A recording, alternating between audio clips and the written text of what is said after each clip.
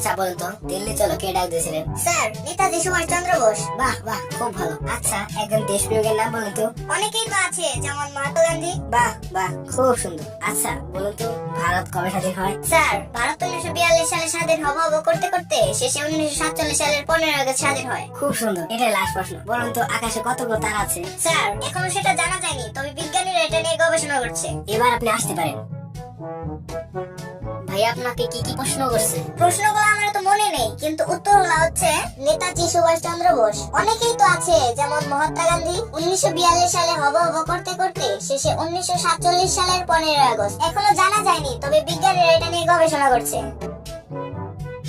আপনার নাম কি? নেতাজি সুভাষচন্দ্র বোস। আপনার বাবার নাম কি? অনেকেই তো আছে, যেমন মহাত্মা গান্ধী। আপনার কবে জন্ম হয়েছে? 1942 সালে হব হব করতে করতে শেষে 1947 সালে 15 আগস্ট। আপনি কি পাগল হয়ে গেছেন? এখনো জানা যায়নি, তবে এটা নিয়ে বিজ্ঞানীরা গবেষণা করছে।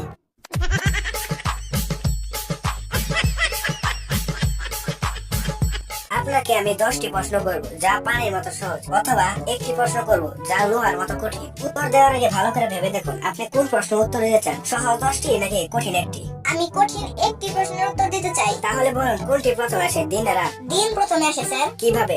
আপনি বলেছেন তৃতীয় কোনো প্রশ্ন করবেন না, তাই চাকরিটা আমার ফাইনাল।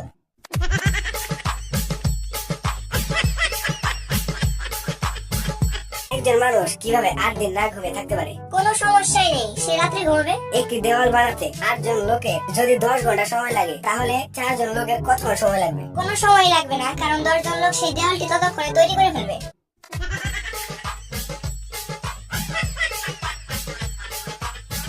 নীল সাগরে যদি একটি লাল পাথর ছুঁড়ে মারেন তাহলে কি হবে? পাথরটি ভিজে যাবে অথবা ডুবে যাবে। কোন জিনিস দেখতে একটি অর্ধেক আপেল মতো? সেই আপেলের বাকি অর্ধেকটি।